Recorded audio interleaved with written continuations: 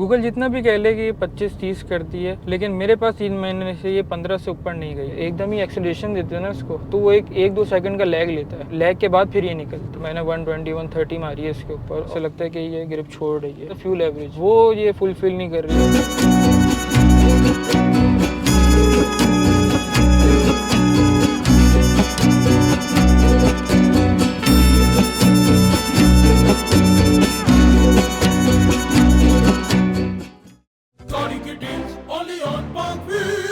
Google जितना भी कह ले कि ये 25-30 करती है, लेकिन मेरे पास 3 महीने से ये 15 से ऊपर नहीं गई। मेरा नाम मोहम्मद हसन है और आज जिस गाड़ी का हम रिव्यू कर रहे हैं ये है EKX sports all wheel drive turbo variant. ये गाड़ी मेरे पास 2 महीने से, और ये मैंने 37 की ली थी। 3.5 ग्रेड की गाड़ी है, 7000 कुछ चली हुई आई थी जापान से, और मैंने अभी 9500 कर दिए। तो मतलब 3 महीने के अंदर मैंने 2500-2000 किलोमीटर चलाई है। परचेज डिसीजन ये था हमारा कि हम गाड़ियाँ और भी देख रहे थे, हमने शानडेज भी देखी और हसलर भी देखी, क्योंकि गाड़ियां कम है, इसकी डिमांड कम है, तो इन्हें बजट में मिल रही थी गाड़ी। अगर हम डेज या उसके ऊपर हसलर के ऊपर जाते हो टर्बो वेरिएंट, उसका कम से कम भी 44-45 से कम का नहीं है, जो फ्रेश इंपोर्ट वाली गाड़ी है। जब हम ले रहे थे तब हमने इंस्पेक्शन इसकी करवाई। इंस्पेक्शन करवाने के बाद हमने ऑप्शन शीट भी वेरीफाई करवाई। अच्छा, इसके अगर हम एक्सटीरियर डिज़ाइन की बात करें, बड़ा एग्रेसिव है, और फ्रंट तो इसका बहुत ही एग्रेसिव है। इसके अंदर फ्रंट के ऊपर LED हेडलैम्प्स आ जाते हैं, फॉग लाइट आ जाती हैं, और रिट्रैक्टेबल साइड मिरर, और जब आप गाड़ी ऑन ऑफ करते हैं मतलब बटन से बाहर रिमोट से, तो वो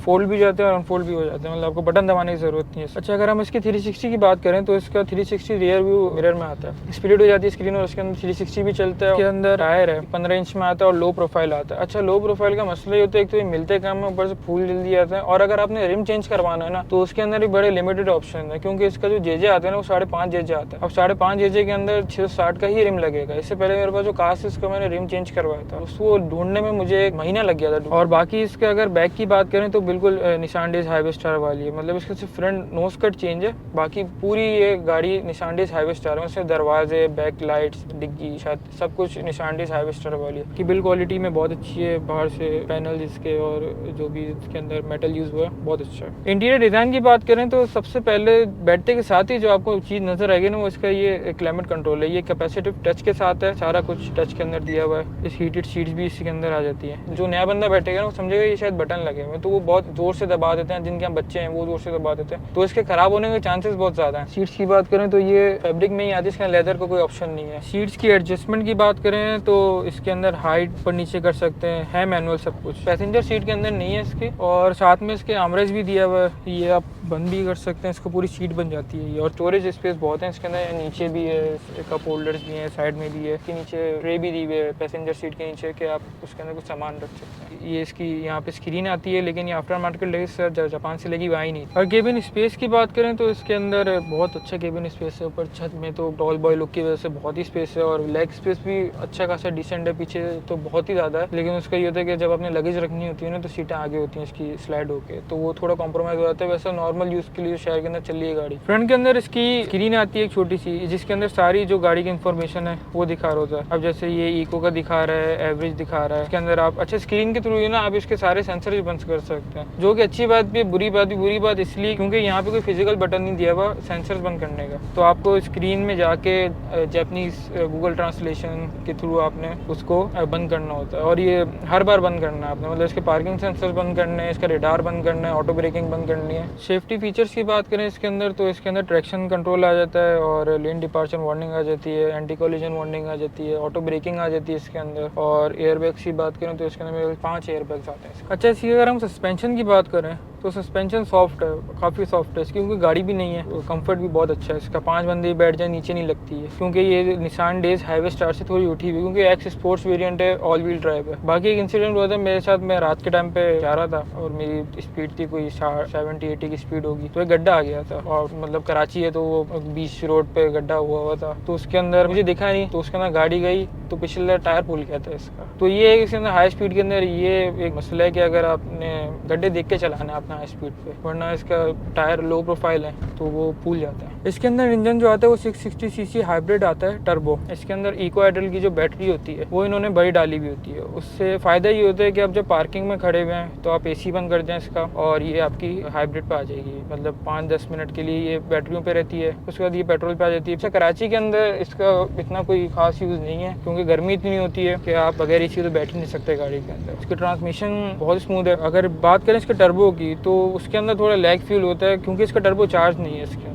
ये 3000 के ऊपर जाके इसका टर्बो ऑन होता है और जब आप एकदम ही एक्सेलरेशन देते हैं ना इसको तो वो एक दो सेकंड का लैग लेता है। लैग के बाद फिर ये निकलती है। इसकी परफॉर्मेंस की बात करें अगर हम तो बड़ी अच्छी परफॉर्मेंस क्योंकि टर्बो गाड़ी है और ये किसी भी 1300 के साथ साथ जाती है। मतलब मैं इसको हैदराबाद तक लेकर गया हूँ और मैंने 120 130 मारी है इसके ऊपर और ये स्मूथली गई थी, कोई मसला ही नहीं इसके। 130 के बाद भी बोली थी कि मुझे भगाओ। हैंडलिंग की अगर हम बात करें तो 100 तक तो ये बड़े स्मूथली जाती है। 100 के बाद ही पता नहीं चलता है कि जा रही है ऊपर। लेकिन ये है कि कोई हैवी ट्रैफिक गुजरे या आप उसको ओवरटेक करके जाएं तो बॉडी रोल आता है इसके अंदर और अच्छा खासा आता है। और बाकी अगर हम ग्रिप की बात करें इसकी तो 100 के बाद अगर आपने कोई कट लेना है या लेन चेंज करनी तो ऐसा लगता है कि ये ग्रिप छोड़ रही है, तो ये क्वेश्चन मार्क है इसके ऊपर। लेकिन शहर के लिए बहुत बेहतरीन है। अगर हम इसकी फ्यूल एवरेज की बात करें गूगल के ऊपर आप सर्च करें तो 24-25 और आप किसी भी डीलर के पास जाएं या शोरूम वाले के पास जाएं तो आपको यही बोलेगा 25-30 देती है। लेकिन मेरी ये कोई 8वीं 9वीं 660 है, इसने मुझे 15 से ऊपर का एवरेज नहीं दिया। शहर के अंदर इसका एवरेज यही है। हाँ, शहर के अंदर ये थोड़ा सा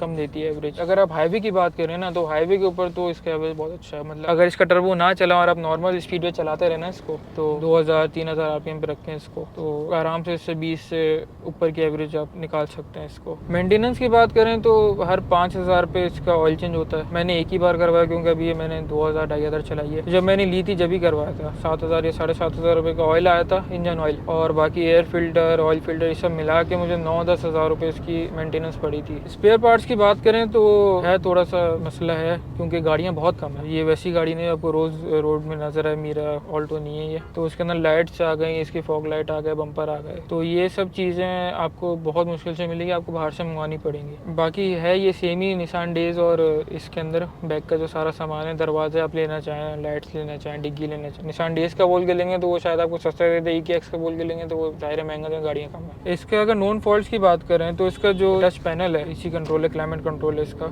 ये अक्सर लोग क्या करते हैं कि ज़ोर से दबा देते हैं, बटन समझते हैं इसको, तो ये बच्चे अच्छे हैं कुछ चीज़ मार देते हैं। तो ये मैंने कुछ गाड़ियों को देखा जब मैं खरीद रहा था गाड़ी, निसान डेज के हाईवे स्टार के अंदर भी ऐसे ही आता है, तो उनका ये चलना बंद हो गया था। दूसरा नॉन फॉल्ट पे है तो इसके टायर क्योंकि लो प्रोफाइल है तो ये फूल बहुत जल्दी जाते हैं, तो आपको गड्ढों अड्डों में और कराची जैसे शहर के अंदर आपको थोड़ा संभाल के यूज़ करना पड़ता है टायर्स को। और एक और नॉन फॉल्ट इसके अंदर है कि इसकी लाइटें बंद नहीं होती, खुली रहती हैं वो। तो रात के अंदर आपको बड़ा मसला होता है कि एक बार हो चुका है मेरे साथ कि वो मैं स्पीड ब्रेकर पे था, वो सामने से गाड़ी आ रही थी, अब वो बोल रहा बंदा लाइटें बंद करो, बंद ही नहीं कर सकता, मैं क्या करूँ, लाइटें बंद नहीं होती इसकी। तो ये एक है नॉन फॉल्ट इसके अंदर। बाकी अगर इसका ये मीटर भी इंग्लिश में हो जाता है ना तो अच्छा रहता है, क्योंकि निसान डेज हाईवे स्टार के अंदर भी सेम मीटर आता है और इसके अंदर भी सेम मीटर आता है। हाईवे स्टार का मीटर इंग्लिश में कन्वर्ट हो जाता है, इसका नहीं होता। एक और शिकायत जो मुझे इससे है कि इसका जो AC है ना, वो जब आप गाड़ी स्टार्ट करें ना तो इतनी जल्दी वो कूलिंग नहीं करता। आगे वालों के लिए तो बहुत अच्छा है वो, लेकिन जो बैक वाले है ना उनके लिए वो शिकायत करते हैं कि ये कूलिंग नहीं कर रहा है, या तो इसका हाइट की वजह से या इसकी सीट्स की वजह से। सीट्स भी बहुत बड़ी हैं, सर्कुलेट होने में थोड़ा टाइम लगा। अच्छा, इसका एक और नॉन फॉल्ट है कि इसका जो साइड स्कर्ट्स है ना वो बहुत जल्दी निकल जाते हैं। अब पता नहीं उसकी क्लिप का मसला है या डबल टेप जो भी उन्होंने अंदर लगाया हुआ है उसका मसला है। मैं ये 2 महीने से गाड़ी चला रहा हूँ। अगर हम बात करें कि मैं सेटिस्फाई हूँ या नहीं हूँ तो इसका आंसर ये है कि मतलब गाड़ी बहुत अच्छी है ये, नो डाउट। हर चीज़ से गाड़ी ऑप्शन वाइज और इंटीरियर एक्सटीरियर क्वालिटी किसी चीज़ में मुझे शिकायत नहीं है। बड़ी प्रैक्टिकल गाड़ी है, अच्छी जगह पर खड़ी रहती है। लेकिन जो मेरा पर्पज़ था ना लेने का, वो था फ्यूल एवरेज, वो ये फुलफिल नहीं कर रही है। मुझे ऐसा लगता है कि अगर मैं जितनी प्यार से मैं इसको चलाता हूँ, मैं अगर कोई 1300 या 1600 सीसी गाड़ी चलाऊंगा ना, मुझे वो इजीली यही एवरेज वो भी दे देगी। वो 1-आधा किलोमीटर कम करेगी। अगर मैं बेच के दूसरी गाड़ी लूँगा तो होपफुली मैं फिर 1300 या 1500 की तरफ ही जाऊँगा, क्योंकि एक तो 660 सीसी गाड़ी के अंदर वो मज़ा नहीं आता जो बड़ी गाड़ी के अंदर है। ओवरऑल राइड जो इसकी है वो बहुत कंफर्टेबल है, कहीं भी फील नहीं होता कि आप कोई छोटी गाड़ी चला रहे हो या कोई ऐसी गाड़ी चला रहे हो कि वजन में कम है, ये ऐसा कुछ फील नहीं होता। इसके अंदर गाड़ी बहुत अच्छी सॉलिड चलती है, रोड के ऊपर जम के चलती है। देखा जाए तो ये उन लोगों के लिए परफेक्ट गाड़ी है जिनको कम पैसों के अंदर जैपनीज़ के अंदर पूरे ऑप्शन चाहिए, मैक्सिमम लोडेड चाहिए, मतलब हर चीज़ इसके अंदर है। अगर आप भी कोई नई जैपनीज़ फ्यूल एफिशिएंट गाड़ी ढूंढ रहे हैं तो अभी पाक व्हील्स की वेबसाइट पे जाएं, उधर ऑल ओवर पाकिस्तान से आपको गाड़ियाँ मिल जाएंगी। आप सर्च करें। गाड़ी लेने से पहले इंस्पेक्शन ज़रूर करवा लिएगा करिएगा क्योंकि गाड़ियाँ बहुत महंगी हो गई हैं। रीसेल की बात करें अगर हम, तो रीसेल हाँ थोड़ी कॉम्प्रोमाइज़ हो सकती है इसकी, क्योंकि एक तो गाड़ियाँ बहुत कम है, लोगों ने मंगवाई बहुत कम है क्योंकि इसके एग्रेसिव डिज़ाइन की वजह से, या जो शौकीन है वही मंगवाते हैं। बाकी अगर आपने हैसल फ्री कार बेचनी है अपनी, तो आप park wheel sell it for me service इस्तेमाल करें और अपनी गाड़ी हैसल फ्री होकर बेचें। पार्क व्हीलर ये था मेरा 3 महीने का एक्सपीरियंस इस EKX का। होपफुली आपको पसंद आया होगा, और अगर आप लोग भी अपना एक्सपीरियंस शेयर करना चाहते हैं तो डिस्क्रिप्शन के अंदर लिंक दिया हुआ है, आप वो लिंक दबाएंगे, फॉर्म फिल करेंगे तो पार्क व्हील्स की टीम आपसे कांटेक्ट करेगी और आप भी यूज़र रिव्यू के अंदर फीचर हो सकते हैं और अपना एक्सपीरियंस शेयर कर सकते हैं। अपना ख्याल रखिएगा। अल्लाह हाफिज़।